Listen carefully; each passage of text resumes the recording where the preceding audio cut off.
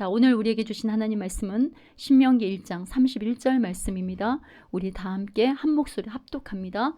광야에서도 너희가 당하였거니와 사람이 자기의 아들을 아는 것 같이 너희의 하나님 여호와께서 너희가 걸어온 길에 너희를 아느사 이곳까지 이르게 하셨느니라. 아멘.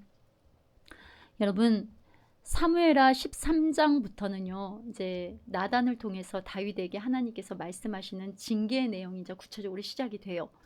그러니까 그 속에서 사람들이 도모하는 그 용납의 방법인 요압과 압살롬의 방법은요, 다 헛된 것임을 말해준과 동시에 왜 예수님만이 죄인을 다시 아들로 회복시키는 유일한 중재자인지를 우리가 깨달을 수 있는 본문입니다. 자, 먼저는요, 이제 배달은 암논이 병든 채를 해요. 그리고 압살롬의 친누이 다말에게 와가지고 떡을 만들어서 자기가 보는 앞에서 떡을 만들어서 자기를 먹게 해주라고 다윗에게 요청을 해요. 근데 암논의 계략을 다윗이 눈치를 못 채죠. 그래가지고 다말에게서 가서 너 오라비가 아프다고 하니까 좀 떡 좀 해주고 그러고 와라 하고 챙겨주게 보냅니다. 근데 암논이 계략이었죠. 압살롬의 근데 이 다말이 누구냐면 압살롬의 친여동생이에요. 그러니까 압살롬의 친여동생 다말을 범한 후에 마치 쓰레기처럼 내치는 사건이 일어납니다. 그러니까 이 모든 일을 뒤늦게 안 다윗이요, 격분을 하였으나 그러니까 아버지로서 어떤 책임을 통감하거나 어떤 말로도 암논을 책망하거나 징계를 하지 않아요. 자, 사무엘하 13장 21절 22절 말씀 보세요. 다윗 왕이 이 모든 일을 듣고 심히 노하니라. 압살롬은 암논이 그의 누이 다말을 욕되게 하였으므로 그를 미워하여 암논에 대하여 잘잘못을 압살롬이 말하지 아니하니라. 여러분, 자기 친여동생이요, 배달은 형한테 그랬다고 하면 당장 칼을 들고 가고 싶겠죠. 그런데 압살롬이 형 암논의 잘잘못을 말하지 않는다. 뭔가 좀 섬뜩한 분위기가 예상이 되죠. 복선입니다. 자, 그로부터 2년 후에요, 양털을 깎는 날이 와요. 그러니까 양털을 깎는 날을 막 축제도 벌어지고 이렇게. 그래서 이제 압살롬이 이제 아버지 저와 같이 가달라고 해요. 자기 이제 양털을 깎는데 아버지 같이 가달라고 친히 다윗에게 말해. 그러면 이 압살롬의 마음이 뭘까요? 2년 동안 그 형 암논을 향한, 그리고 왜 아버지는 형에 대해서 일제 어떤 징계라든지 책망이라 이런 것들을 말하지 않을까? 다말이 내 여동생이 지금 이렇게 처량하게 내 집에서 저렇게 죽은 아이처럼 지내고 있는데, 그러니까 이 2년 동안 쌓아놓던 이 분노를 어떻게 해야 할지 아버지 마음을 듣고 싶은 마음이 있었던 거예요. 그렇죠? 그러나 다윗은 어떠냐면 사무엘하 13장 25절 보세요. 가지 않아요. 그리고 뭐라고 나오냐면 복을 비는지라. 그냥 복만을 빌어줍니다. 여러분, 지금 다윗이요, 자신이 나단이라는 선지자 이름의 뜻이 뭐라고 그랬어요? 양심이란 뜻이죠. 보내다 그랬죠. 그러니까 지금 다윗의 심령에 양심을 깨우는 하나님의 말씀을 보내는 그 나단을 통해서 하나님 말씀에 의해서 이 아들, 이제 다윗이 사생자가 아니고 하나님의 아들이기 때문에 용서받고 받아들여졌어요. 근데 동시에 그 아들 다음으로 가기 위한 징계 가운데 지금 다윗이 있단 말이에요. 그런데 그러면 다윗도 마땅히 나단의 역할이 되어야 함에도 불구하고 그냥 복만 빌어준 거예요.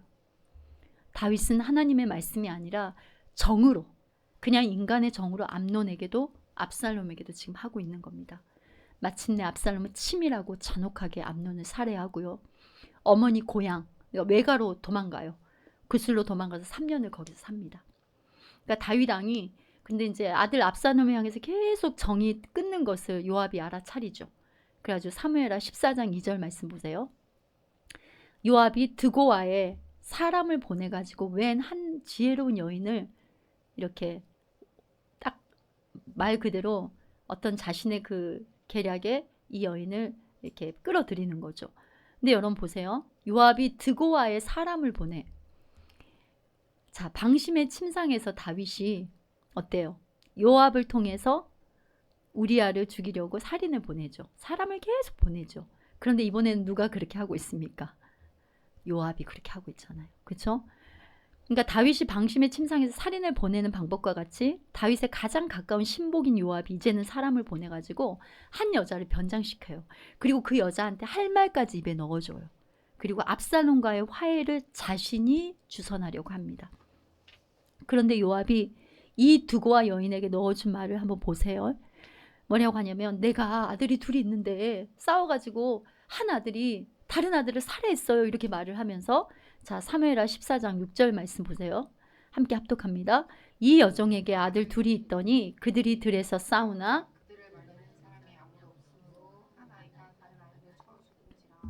여러분 말리는 사람이 아무도 없으므로 다른 아이를 쳐 죽인지라. 이 말을 누가 넣어줬다고 이 여인에게? 요압이. 그러니까 요압이 지금 다윗을 뭐 하고 있는 거예요? 정죄하잖아요. 당신이 안 말려서 이런 일이 생긴 거다. 근데 또 이제 쭉 이제 가다가 보니까 이 여인 또 이런 말을 해요. 사무엘하 14장 13절 말씀을 보면은 자 표준 세번역으로 우리 함께 합독해 볼까요? 그 여인이 이렇게 말하였다. 어찌하여 임금님께서는 하나님의 백성에게 그처럼 그릇된 일을 하셨습니까? 임금님께서는 임금님의 친아들인 왕자님이 이 나라로 돌아오는 것을 허락하지 않으셨습니다. 이러한 처사는 지금까지 이종에게 말씀하신 것과는 다릅니다. 임금님께서는 그렇게 말씀만 하시고 왕자님을 부르지 않으셨으니 이것은 잘못된 일이라 생각합니다. 이제 아주 단도직입적으로 말하는데 여러분 보세요. 이 여인이 하는 말 봐봐요. 이 여인의 입에서 나오는 요압이 넣어준 이 말은요. 나단의 흉내를 내는 다른 복음이에요. 마치 다윗을 책망하는 것처럼 그저 나단이 와서 어찌하여 하나님께서 더 달라고 했으면 주었을 텐데 뭐가 부족해서 우리아를 죽이고 밧세바를 그렇게 그 어린 암양 그 새끼 하나 있는 거를 취합니까? 에? 이렇게 말씀으로 책망을 하잖아요. 마치 그런 것처럼 지금 흉내를 내는 거예요. 요압의 그러니까 나단의 흉내를 내는 다른 복음인 거예요. 즉 뭐냐면요. 하나님의 공의를 무시한 인간의 정의 차원에서 지금 잘잘못을 따지고 있는 겁니다. 여러분 하나님의 공의를 무시하는 사랑만을 강조하면요. 여러분 다른 복음이 됩니다. 다른 복음. 다른 복음은 결국 회개와 용서라는 그리스도께로 향하는 하나님의 징계의 기회를 없애버려요. 그리고 영원한 사망으로 끌고 갑니다. 나중에 보면은요. 실제 압살롬이 요압의 창에 죽어요. 압살롬은 요압의 개입으로 인해 3년 동안에 이제 유랑 생활 끝에 집으로 돌아오긴 해요. 그러나 다윗이 압살롬 안 보려고 그럽니다. 자, 사무엘하 14장 24절 말씀 보세요. 그의 집으로 물러가게 해요. 내 얼굴을 볼 수 없게 하라. 왕의 얼굴을 보지 못하니라. 불러드리긴 했어요. 요압이 그렇게 하니까. 그런데 압살롬의 얼굴을 봐요? 안 봐요? 안 봐요. 사람의 정으로 여러분 무엇을 행한다고 하면요. 무조건 괜찮다 하는 상태이거나 아니면 모른 척 슬쩍 넘어가면서 덮는 상태이죠. 그렇죠? 그러나 정의라는 방법을 선택한 인간의 그 깊은 내면의 뿌리에 있는 것은 여러분 무엇이냐면요. 지금 자기 자녀인 압살롬과 마주치는 걸 다윗이 두려워하는 거예요. 왜냐하면 자신의 실체와 마주하고 싶지 않은 회피하는 그 감정이 작동하고 있는 거예요. 그러니까 다윗 자신의 정의라는 감정은 결국 자신을 보호하려는 감정인 거예요. 정에 갇힌 다윗, 정치적인 명분과 의식에 갇힌 다윗, 그러니까 인격적인 용서, 아들의 영혼을 돌이키게 하기 위한 죄와 하나님의 심판을 깨닫게 자각시키는 말씀을 따라 행하는 아버지로서의 포용은 아닌 겁니다, 여러분. 따라서 압살롬이 경험한 것은 뭐겠어요? 하나님 아버지의 자신을 향한 그런 안타까운 마음을 깨닫지 못하고 육신의 아버지 다윗으로부터 뭘 느낀 거예요? 거절이에요. 거절. 그러니까 압살롬은 암논을 죽여버림으로 제거했어요. 그렇죠? 그럼 다윗은 정으로 위장한 회피로 압살롬을 그냥 멀리 제거해버린 겁니다. 다윗이 압살롬을 거절한 행위는요. 그 압살롬에게 투영돼 다윗 자신의 죄를 용서할 수 없어요.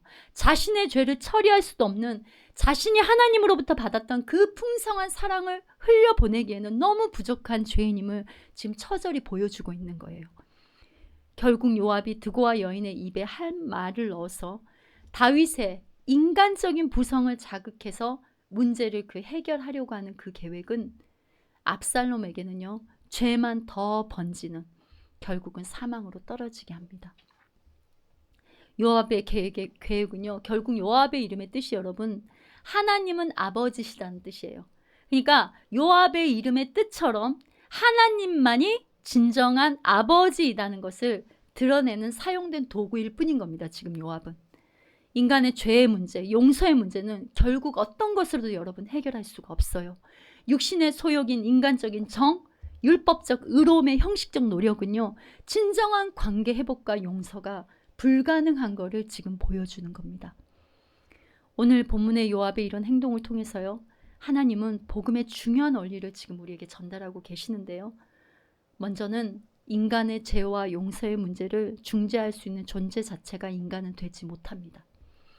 자, 소위 우리 율법주의자들, 알미니안 주의자들에게 나타나는 영적인 특징이 뭐냐면 여러분 교만이에요. 그러니까 자신들의 영적 무능을 인정하지 않으면서 스스로 의로워지려고 합니다. 그러니까 자신들에게 충분히 그리스도를 선택할 수 있는 능력이 있다고 생각을 해요. 따라서 그리스도를 선택하고 믿는 주체인 자신이 중요합니다. 자신이. 이렇게 생각하게 되는 주된 원인은요, 하나님의 공의와 심판을 무시하고 오직 하나님의 사랑만을 강조하는 그 잘못된 사상 때문에 그러는 거예요. 여러분, 어떤 사람이요, 다른 사람을 위해서 기꺼이 죄를 감당한다고 하면 그런 의도는 가질 수 있어요. 그러면 자, 만약에 그런다고 한다면요, 먼저 그 사람은 자신의 죄부터 감당을 해야 되는 거예요. 그러니까 인간은 자기 자신의 죄로 인해 하나님의 공의를 만족시킬 수 있어요? 없어요? 없어요. 여러분, 하나님의 사랑과 죄인은 죽을 수밖에 없어요. 죄는 사망이에요. 그런데 이 죄인을 살리고자 하는 그 하나님의 사랑, 그러나 죄는 심판을 받아야 돼요. 하나님의 공의, 그게 바로 만나는 게 뭡니까? 예수님의 십자가였잖아요. 그러니까 인간은 그 어떤 것으로도 하나님의 공의를 만족시킬 수 없고 다른 사람의 죄를 위해서도 하나님의 공의를 만족시킬 수 없는 겁니다. 여러분, 복음은 영혼들이 죄와 하나님의 심판을 깨달음으로 그리스도께서 지혜와 의로움과 나의 죄를 속한 대속물이 되셨다는 하나님의 공의를 만족시키고 하나님의 심판을 피할 수 있게 해줬다는 바로 그 소식인 거예요. 여러분, 결국 그리스도의 복음이 아닌 정은요, 하나님이 아닌 다른 사신을 두는 신앙생활을 하게 합니다. 감정으로 점치는 신앙을 하게 해요. 사람들의 안색을 살핍니다. 그리고 사람의 영에 지배당하게 되는 거예요. 그리고 하나님 말씀이 아니라 사람의 방법을 따르게 되는 겁니다. 자, 사무엘하 14장 21절 말씀 함께 우리 표준 세번역으로 합독해 볼까요? 그러자 왕이 직접 요압에게 명령하였다.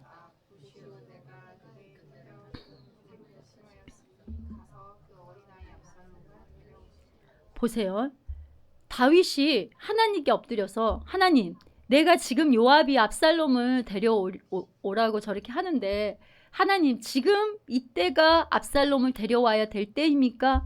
이렇게 하나님, 어떻게 하는 게 하나님 뜻입니까? 물었다는 말 전혀 없습니다. 그냥 요압이 하는 대로 사람의 방법대로 따라간 거예요.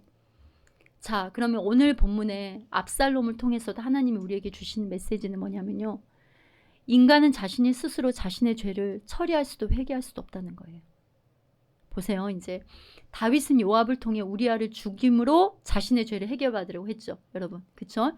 근데 압살롬은 자신의 죄를 요압을 통해 이제 용서의 해결을 받으려고 하는 거예요. 여러분, 너무 이게 판박이처럼 닮지 않았습니까? 자, 사무엘하 14장 29절 30절 보면, 자, 요압을 왕에게 또 보내요. 보세요. 보내고. 그러니까 압살롬이 이번에는 요압을 누구에게 보내요? 다윗에게 보내요. 보내가지고 어때요? 나에게 좀 와라. 이렇게 하는데 오지 않아요. 요압이 오지 않으니까 30절 보세요. 요압의 밭이 그 밭 근처에 있으니까 가서 요압의 밭에 불을 질러라고 해요. 그러니까 이제 어때요? 자기 밭에 압살롬이 불을 지르니까 그때서야 이제 요압이 압살롬에게 오는 거예요. 이런 방법을 취하는 거예요. 자, 회개 없는 스스로 죄사함을 시도하는 인간의 간악함이 여러분 이렇게 무섭습니다.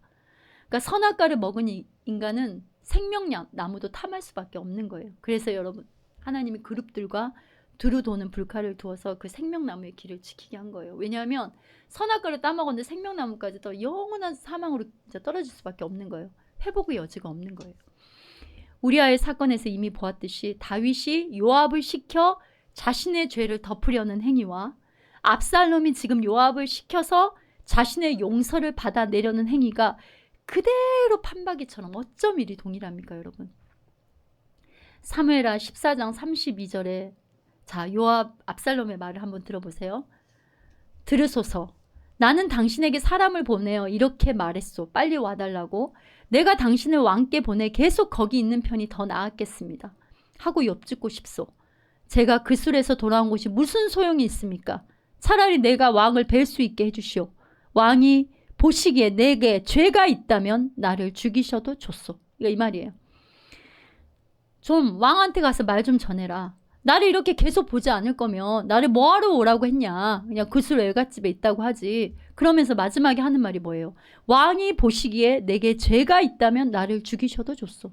여러분, 지금 자신이 죄가 없다는 거예요. 내가 암논의 죄를 단절한 주체가 된 것은 지금 뭐라는 거예요? 정당하다는 이 말이에요. 그러니까 자신의 죄는 다 이유가 있고 정당하고, 아버지 당신이 지금 내게 무관심한 것처럼 암논이 내 동생 다말을 범할 때도 무관심했기에 아버지가 나를 거부하고 얼굴을 내게 숨기는 것은 부당합니다. 다윗, 아버지 당신은 나를 받아들이는 게 마땅합니다. 지금 이런 태도예요. 여러분, 비슷한 장면 생각나지 않으세요? 가인이 어때요? 아벨을 쳐 죽여서 너 아우가 어딨냐? 아벨이 어딨냐? 이렇게 하니까 뭐라고 그래요? 내가 아우를 지키는 자입니까? 그러니까 이 말은 이 말이에요. 하나님이 내 제사를 안 받아주니 내가 애써 준비했는데 나를 무시하고 거절했으니 내가 죽인 거죠. 나도 아벨을 죽인 데는 다 이유가 있는 거예요. 나의 죄벌이 너무 무겁다고 항변하는 모습과 동일합니다, 여러분. 또 사울왕이 아말렉을 진멸하는 하나님의 말씀에 불순종함으로 사무엘을 통해 여호와가 당신을 버렸다는 말을 듣고도 온통 사울왕이 나밖에 없어요. 여러분, 사무엘상 15장 30절 말씀 우리 함께 합독할까요? 사울이 이르되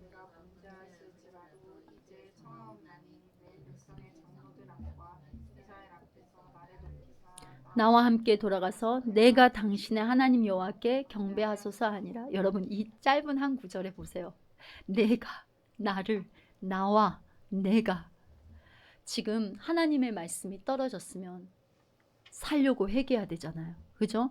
그런데 그 상황에도 사무엘 선지자 내 왕의 체면을 좀 봐달라는 거예요. 백성들에게 나의 체면, 사람이 더 무서운 겁니다. 자기 체면이 더, 자존심이 더 무서운 거예요. 이게 인간의 간악한 여러분 죄성이에요.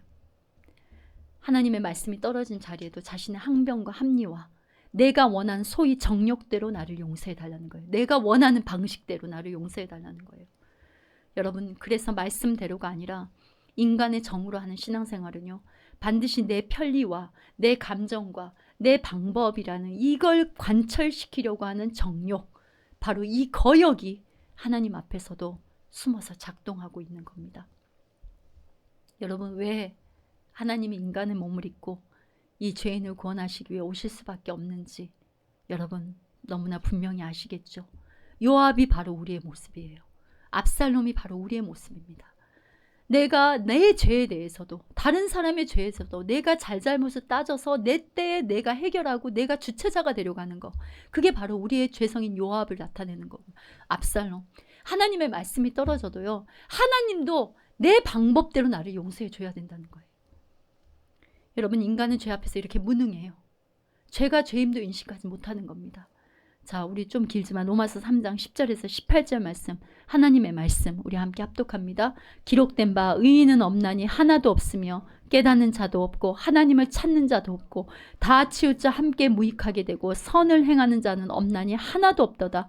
그들의 목구멍은 열린 무덤이요 그 혀로는 속임을 일삼으며 그 입술에는 독사의 독이 있고 그 입에는 저주와 악독이 가득하고 그 발은 피 흘리는 데 빠른지라. 파멸과 고생의 그 길에 있어 평강의 길을 알지 못하였고 그들의 눈앞에 하나님을 두려움이 없느니라 함과 같으니라. 하나님을 두려움이 없대요. 여러분, 진정한 회개는 말씀의 자리에서 하나님 심판의 의로우심을 깨닫는 데 출발합니다. 진정한 회개는요, 자신의 불의를 인정하고 하나님 심판에 대해서 결코 불평하거나 원망하지 않습니다. 진정한 회개는 하나님의 심판이 자신의 죄보다도 더 무겁다고 항의하지도 않습니다. 오히려 나 같은 죄인을 용서해달라고 간절히 하나님 앞에 엎드리게 되어 있는 거예요. 그런데 여러분, 어리석은 인간은요, 그냥 잘못된 위로만을 받으려고 해요. 그래서 이런 자들은 하나님 말씀도 자신에게 위로제로 삼아요. 위로제. 교훈과 책망과 바르게 함과 의로 교육하기 합당한 자신의 영혼에게 주시는 하나님의 음성으로, 명령으로 받아들이지 않아요. 히브리서 4장 12절 말씀 보세요. 하나님의 말씀은 살아있고 힘이 있어요. 어떤 양날의 칼보다도 날카로워서 사람의 속을 꿰뚫어서 혼과 영을 갈라내고 관절과 골수를 갈라 놓기까지 하며 마음에 품은 생각과 의향을 가려냅니다. 하나님의 말씀이 하는 역사는 바로 이런 거예요, 여러분. 그래서 여러분, 우리에게요, 하나님의 아들로서 하나님의 징계가 임하는 거는 굉장한 복입니다. 하나님이 간섭하는 거. 내가 그냥 내 맘대로 내 살고 싶은 대로 있는데 그냥 아무 일도 안 일어나. 그냥 아무 간섭도 없어.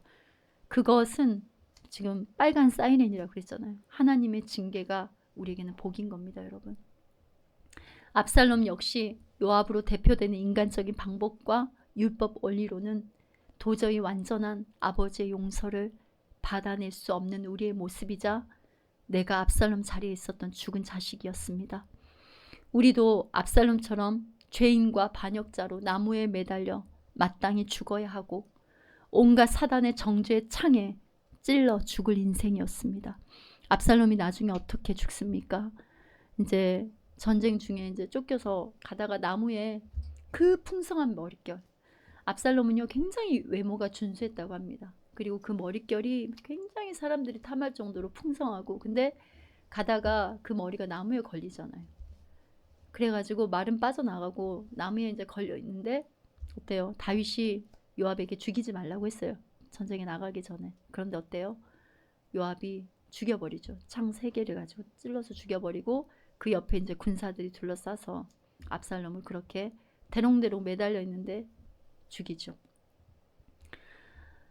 하나님 자리에서 심판을 단행한 살인자, 왕이 되려하며 피조물이 조물주 자리를 찬탈하는 늘 아버지를 죽이려고 달려드는 죄인이 바로 우리였어요. 그러나 그 자리에 예수님이 오셔서 누가 달렸습니까? 우리가 압살롬처럼 나무에 달려서 죽어야 돼요. 근데 누가 달리셨어요? 예수님이 달리셨잖아요. 그래서 우리는요, 죽었다가 다시 살아난 아들이 된 거예요. 그러니까 압살롬이 죽었어요. 그러니까 죄에 대해서 죽이시고 우리의 죄에 대해서 예수님을 죽이시고 다시 예수님이 살려내시면 우리는 아들로 다시 살려내신 겁니다. 우리는 오늘 본문에서도요, 이 하나님의 예수 그리스도의 구속사를 볼 수 있어야 돼요. 지금 다윗을 향한 압살롬의 태도는 돌아온 탕자가 이렇게 말하죠. 아버지, 나를 품꾼의 하나로 써달라는 그 고백과는 너무나 다르죠. 아까 뭐라 그랬어요? 내게 죄가 있다면 나를 죽이셔도 좋소.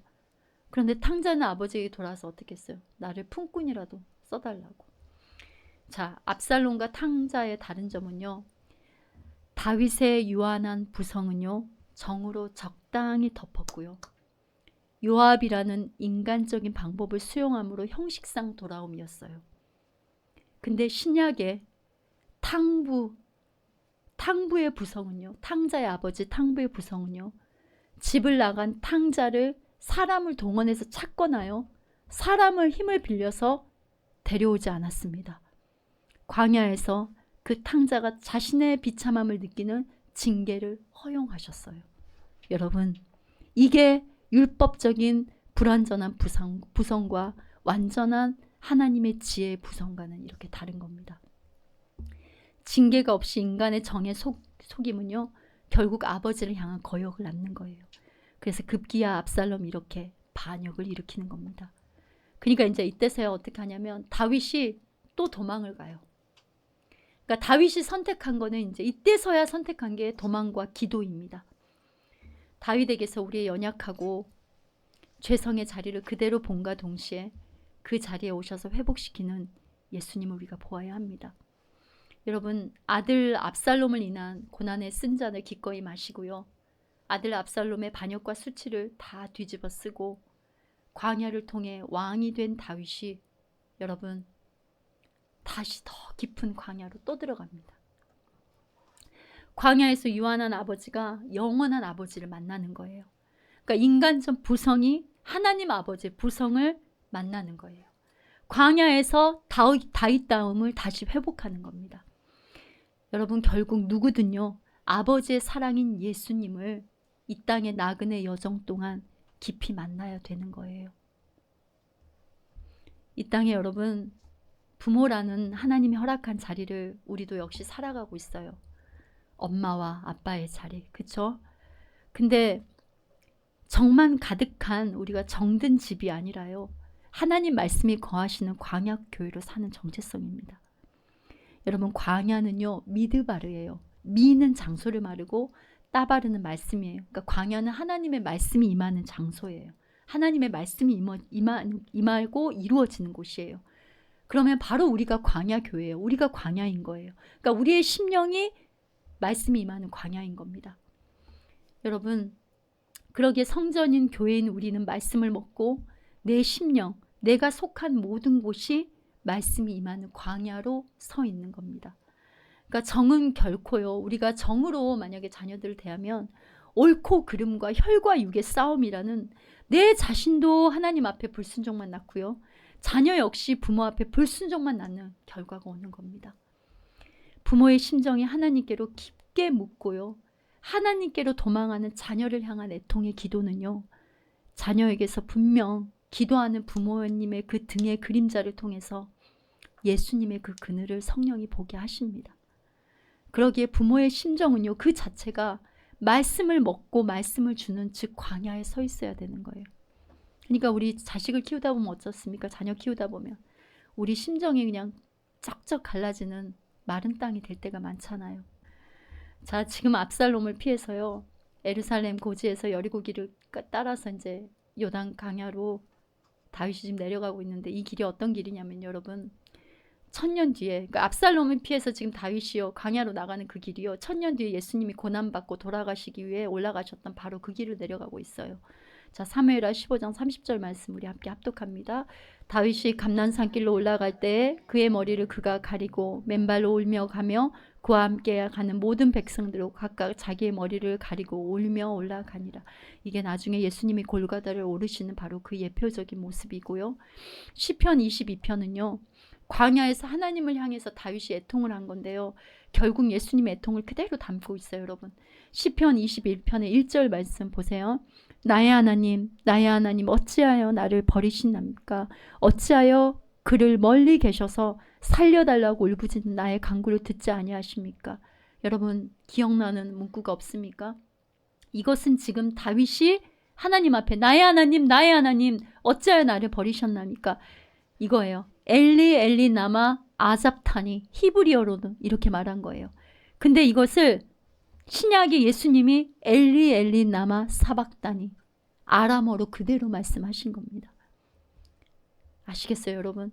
그러니까 내 아들아, 내 아들, 나중에 이제 압살롬이 죽고 내 아들아, 내 아들 압살롬아, 압살롬아 막 이렇게 부르짖죠. 그러니까 압살롬의 죄로 죽은 나를 향한 하나님의 애통이자 그 나무에 아들 예수를 다신 하나님의 애통이며 그 죄인인 나를 예수 안에 아들로 담아 부르신 하나님의 결국은 애통입니다, 여러분. 그런데 이 애통은요, 이 구속사의 메아리는 시간이 흘려서 신약의 탕자의 이야기로 이 구약의 아버지와는 전혀 다른 그 부성으로 완성이 되죠. 여러분, 탕자가 돌아왔을 때 어떻게 해요? 막 아버지가 저 멀리서 오는 거 보고 달려가가지고 포용하고 잔치를 벌이잖아요. 그러니까 예수로 구원받고 싸매어서 예수께 안겨 돌아와 결국은 아버지 집에 돌아가는 성도의 궁극적인 완성을 보여주는 거예요. 그러니까 이렇게 창세전에 예정된 자녀들이 받을 그 부성의 완전한 그 결정체 농축액은 탕자 이야기로 이렇게 완성이 되는 겁니다. 그러니까 우리는 그렇게 압살롬처럼 우리는 옛사에 대해서 죽고, 우리는 죄에 대해서 죽고 다시 하나님께로 예수 그리스도를 통하여 돌아와서 탕자가 이제 아들로 하나님 앞에 다시 회복되는 바로 그 그림, 아버지 집으로 돌아가는 그림, 바로 이게 우리의 구원이에요. 우리 이야기예요. 아멘이세요, 여러분? 그래서 참 아버지 하나님이 친히 생명싸개가 되어 우리를 안으신 거예요. 자, 스스로 아버지 곁을 떠나는 탕자를 자처하시어 탕자에게 찾아가 탕자를 안고 들어오는 예수님의 은혜입니다. 우리 신명기 1장 31절 말씀, 우리 오늘 본문인데 한 번 더 볼까요? 광야에서 너희도 당하였거니와 사람이 자기 아들을 안는 것 같이 너희의 하나님 여호와께서 너희가 걸어온 길에서 너희를 안으사 이곳까지 이르게 하셨느니라.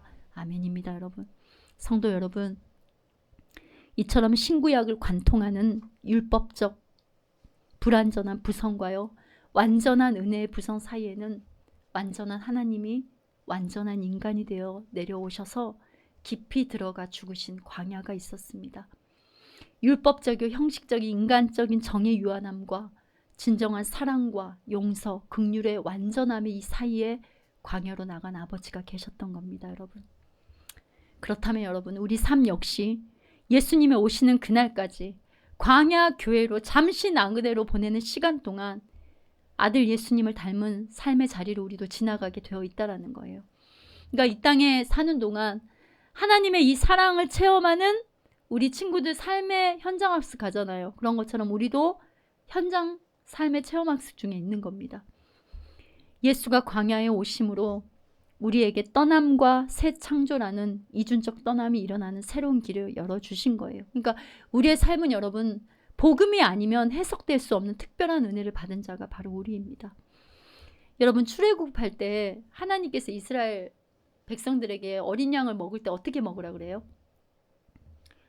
허리띠를 띠고 신발에 신을 신고 손에 지팡이를 잡고 어떻게 먹으라 그래요? 급히 먹으라 그러죠. 그러니까 어딘가를 계속 떠나는 출발한 나그네의 모습인 거예요. 그러니까 바로의 강팍함 역시 애굽에서 정떼는 하나님의 방법이죠. 바로가 그렇게 강팍하게 해서 10가지 그 재앙이라고 하는 거는 뭐라고 그랬어요? 그 애굽의 10가지 신이라고 그랬잖아요. 그러니까 하나님께서 너희들, 그게 너희들 신 아니야, 이렇게 해주시면서 만약에 그런 게 없었다면 이스라엘 백성들 어때요? 주구장창 애굽에서 고깃가마 옆에서 살려고 했겠죠. 그러니까 하나님은 창세전 택한 백성들에게 이 땅의 광야는 영원히 머물 곳이 아니라는 것을 여러분, 이 땅에서요 정떼는 훈련을 끊임없이 하세요. 그러니까 이 땅의 것을 자꾸 떠나게 하시고 예수님께 연합하고 순종하고 접붙임이라는 은혜로 하나님을 향해서 매일 떠나는 준비를 시키시는 거예요. 여러분, 거듭났다라는 뜻이 무슨 뜻입니까? 거듭났다라고 하는 건 위에서 다시 태어났다라는 거죠. 그러면 우리는 누구로부터 왔다는 거예요? 하나님으로부터 보냄을 받았으니까 본향을 그리워하게 돼 있어요. 그러니까 귀소 본능이 아예 우리는 창조 때부터 정착되어 있는 겁니다. 그러니까 여러분은 잠깐 광야와 학교에 수강생으로 와서 예수가 이 땅 가운데 오셔서 우리에게 행하신 일들을 광야 학교를 통해서 배우고 또 그 미션을 수행하고 또 레포트도 쓰다가 우리 친구들 숙제하잖아요. 그렇게 하나님께 다시 돌아가는 자들입니다. 마치 출애굽의 여정에 나타나듯이 하늘에서 온 나그네들이 고센 땅을, 그러니까 애굽의 고센 땅을 임대하여서 잠깐 살다가 다시 영원한 땅을 향해 가는 여정인 겁니다. 여러분, 이스라엘 백성들이 그럼 40년 광야 생활 동안 어디에 살았습니까?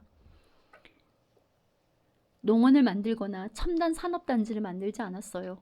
근사한 궁궐이 아니라 텐트, 장막에 살게 하셨습니다. 가인은 노 땅에 성을 쌓고 에서의 후손들도 가는 곳마다 성을 쌓아서 뭘 도모합니까? 안전을 도모하죠. 얘네들은 성을 쌓는 게 목적이에요. 어디를 가나 자신들의 성을 쌓으려고 해요. 그러나 여러분 가만히 보세요. 성경에 창세전 라인에 창세전 백성, 그러니까 그 창세전에 택한 하나님 라인의 백성들은 보면은 죽고 빼앗기고 쫓겨가고 어때요? 갇히고 이렇게 광야의 거함을 성경은 끊임없이 보여주고 있어요. 여러분, 하나님이 설계하신 광야는요, 여러분이 가나안 땅을 가기 위해서 반드시 통과해야 하는 곳이에요. 그리고 영적으로, 여러분 육신적으로, 관계적으로도요, 사랑과의 관계적으로도요. 우리 직장생활 하다 보면 사랑관계 참 힘들잖아요. 그렇죠? 교회 안에도 마찬가지입니다. 고난과 환난이 짐승처럼 불뚝 튀어나오는 곳이에요, 광야는. 그리고 그런 어려움들로 여러분의 마음이 상함과 찢김과 또 굶주림도 있을 수밖에 없어요. 그러나 여러분, 이 굶주림마저도 여러분의 속에는 옛것에 대해 죽게 하시고 예수님으로 자꾸 채우려고 하는 그 은혜라는 것을 여러분이 잊지 마셔야 합니다. 그래서 우리가 이 지금 광야를 사는데요, 총과 칼로 힘을 키우는 게 아니에요. 말씀을 통해서 자기의 힘을 빼고요, 예수님의 순종에 묶여 은혜로 인도함 받는 땅입니다. 다윗의 부성이요 광야에서 하나님의 부성을 만나서 회복된 것처럼 우리에게 허락하신 광야에서 진정한 부성인 하나님 아버지의 사랑인 예수님을 만나면서 나를 품꾼 하나로 써주소서. 나는 지극히 작은 자입니다. 이 고백을 날마다 우리는 찬양으로 배워가는 겁니다. 여러분, 내가 의지하는 것들에 여러분 배신과 죽음을 경험한 다윗처럼 은근히 하나님보다 옆에 두고 더 의지하는 산당들이 여러분 인생에 무너지는 훈련을 하나님이 통과하게 하세요. 하나님이 함께 하시는 광야, 완성된 혼인잔치를 여러분 기대하며 기다림의 사랑을 하는 시간입니다. 여러분, 자기를 부인하게 하시고 예수의 길을 따라가게 하시는 은혜를 주시는 곳이자 날마다 우리를 빨아주시는 시간인 거예요. 그래서 여러분은 이 광야에서 금을 구하지 말고 생수를 구하세요. 그러니까 내가 육신적으로 잘 나가는 자가 되려고 하지 말고 영적으로 이긴 자로 사는 은혜를 구해야 합니다. 아멘이세요 여러분? 그러니까 세상의 소리에 팔랑귀가 되면 안 돼요. 아, 여기서 뭐가 있다더라, 저기서 뭐가 있다더라, 이렇게 하면 안 되고요.